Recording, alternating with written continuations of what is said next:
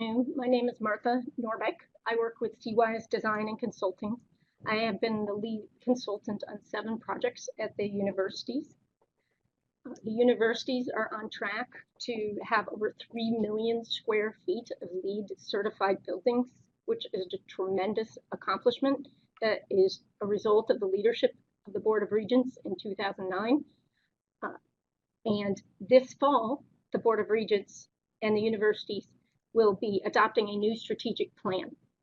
And I'm here to ask you to include green building certification as a metric for success under that plan, under Objective 3.2. The Board of Regents strategic plan lists among its values sustainability, continuous improvement, and student success. The plan lays out priorities for staff and student recruitment, preparing students for a changing economy, and an effective use of resources. Green building is a meaningful metric for these priorities: student recruitment, preparing students for a changing world, and an effective use of resources. Sustainable building is a business opportunity. Take student recruitment. 45% of UI students are from out of state. A majority of these students are coming from Illinois. Well, Illinois requires all state buildings to be LEED certified. So when we are certifying our buildings here, that takes that metric of sustainability of green building off the table. Why is this important? It's because students value sustainability. Students today want and desire and seek out a sustainable lifestyle. With LEED, we would increase our leverage in an increasingly competitive environment for student recruitment. The Princeton Review found that 61% of students said a school's commitment to the environment would influence their decision to apply to or attend a college. Not only that, when they get there, how are they going to do? How are we going to retain them? How are they going to perform? Our buildings shape our lives and our environment. Most of us spend 99% of our time indoors. I mean, think about it. When was the last time that you, over a week, spent more than an hour outside a day, aside from a camping trip? We are inside all the time. Our built environment dramatically affects our lives. And study after study has shown that students and faculty get more done and think more clearly in buildings with daylight, good air quality, and top-notch acoustics. Schools that have invested in green buildings have reported student productivity improvements and improved test scores. Energy consumption is an important part of LEED, and the universities have done an amazing job at ratcheting down energy consumption. And I look forward to expanding on this work of energy use reduction. But we can also broaden the focus. We can expand our discussion of LEED to be looking at these issues of student recruitment, performance, and retention. And LEED rewards these projects, and it rewards them for improved energy use and flood mitigation. It's more than just a plaque. It is a tool and a metric. The plaque is just a pretty bow on top. The plaque gives us the ability to go out in the world and say, we are doing good things. And so when the Princeton Review comes knocking and says, how are you doing on sustainable issues, the issues that students care about, the issues that help you recruit students, you can say you have over 3 million square feet certified. It's a really valuable tool, and it gives you better buildings with lower operating costs.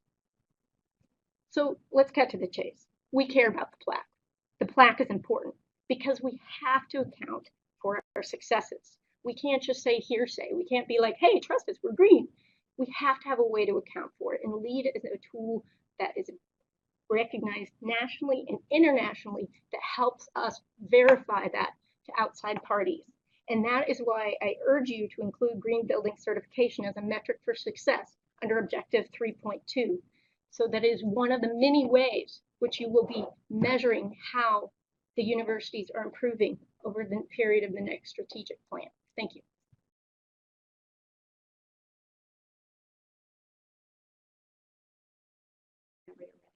Okay. My name is Landon David Colquitt-Elkind. I'm a fourth-year graduate student in the doctoral program in philosophy. I'm a president of UE Local 896 COGS. There are many things I'd like to discuss with the Board of Regents. One is the fact that We've lost 350 graduate students in our bargaining unit since 2011. I'd also like to discuss the fact that there are more adjunct faculty now on campus than there are tenured and tenure-track faculty. I'd like to ask why that is. One presumes the reason is that adjunct faculty make far less than tenured and tenure-track faculty, but perhaps there's a less nefarious reason for that. I'd like to discuss the rising cost of health insurance for families on campus. I'd like to talk about the fact that people who bring a child or a spouse to graduate school are materially punished, in effect, for trying to pursue a doctoral degree while they have a family. I'd like to discuss the fact that the University of Iowa, which has received an increase in state allocation and has raised tuition and fees, can't guarantee the Johnson County minimum wage to its employees, both students and staff. I'd like to discuss all those things with you and other things besides, but you're not here, so I can't actually do that with you. And I'm not sure why you thought it was appropriate to give us a video camera instead of actually coming here yourselves. It might be because some of you are used to raising hogs and not dealing with people. But to my mind, human beings have dignity and should be listened to with your actual ears. And you should be able to take their questions and give answers to them. And the idea that this is the sufficient way to treat, an adequate way to treat people who come here when they have the same hours in the day as everyone else and don't have a 25th hour to waste.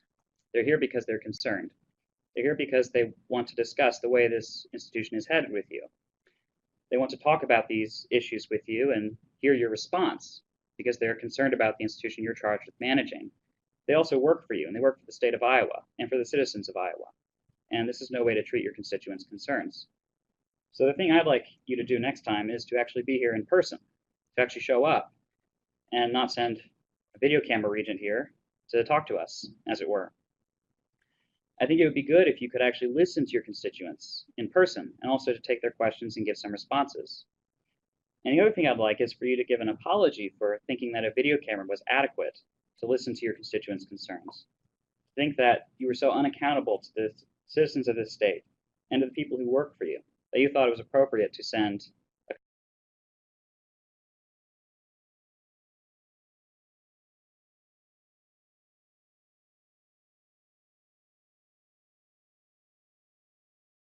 David Colquitt Elkind again, and I would very much like to.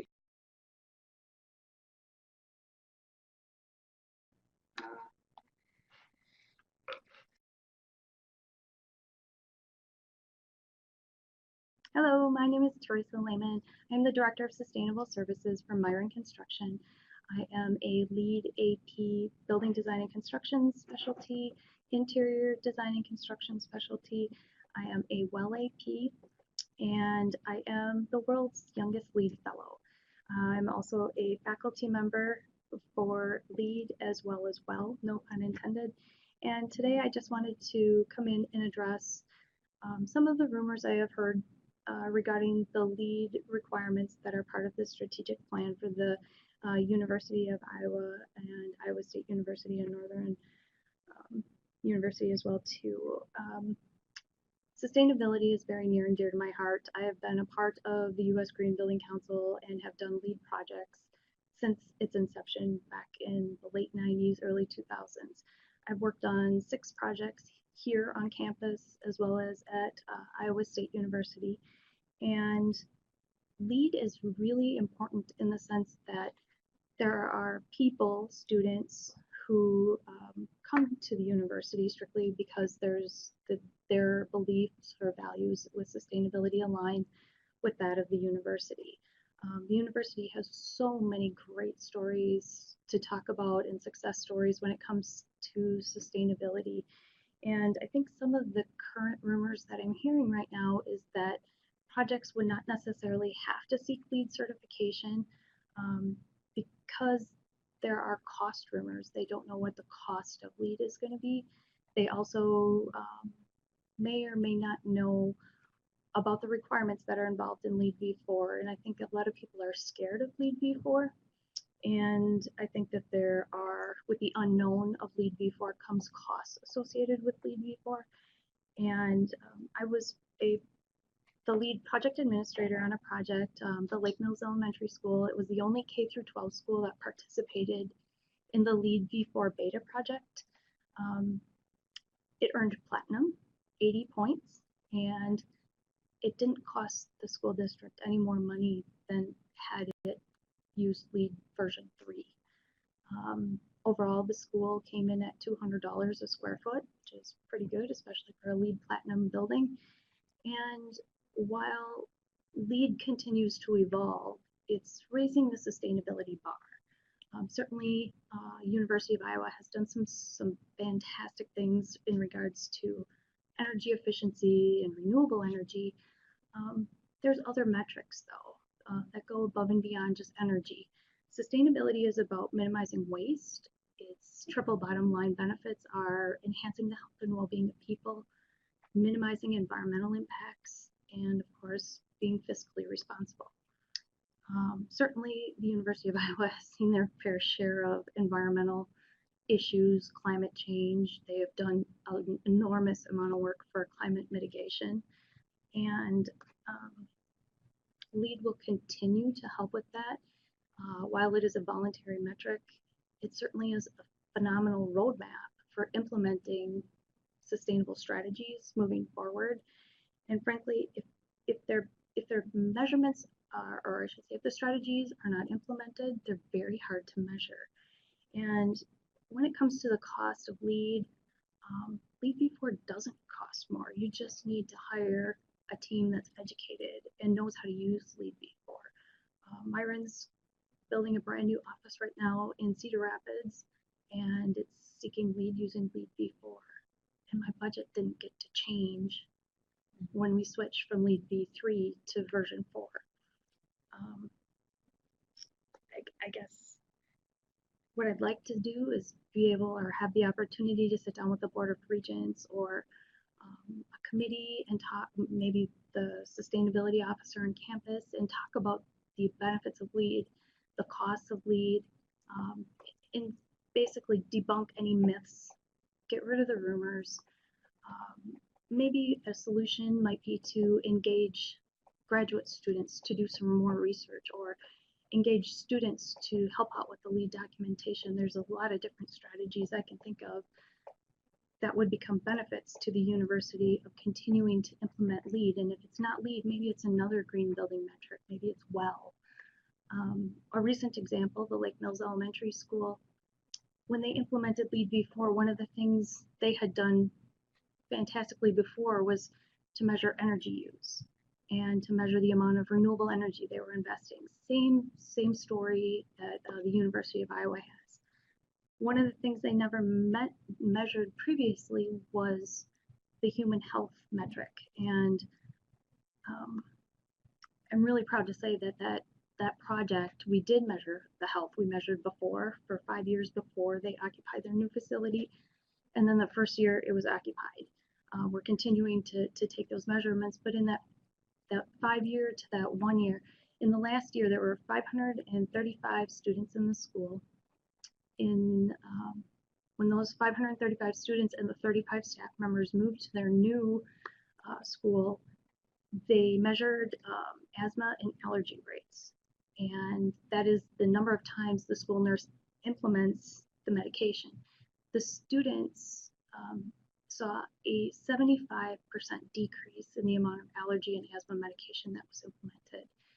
The number of communicable diseases from these 535 students in their last year of their old school, 1954 school, was 136. There were 32 incidents with an increase of 600 or the total increased student body was 600. That's a 425% reduction. So you've heard that we spend 90% of our time indoors. Each of us breathes in about 3,000 pounds of air a day. And what happens when you have a high performance plus healthy environment? So I think there's a lot more that the university can do that will add to the great sustainability work they're already doing, and in terms of human health measurements. So thank you for letting me share my story, and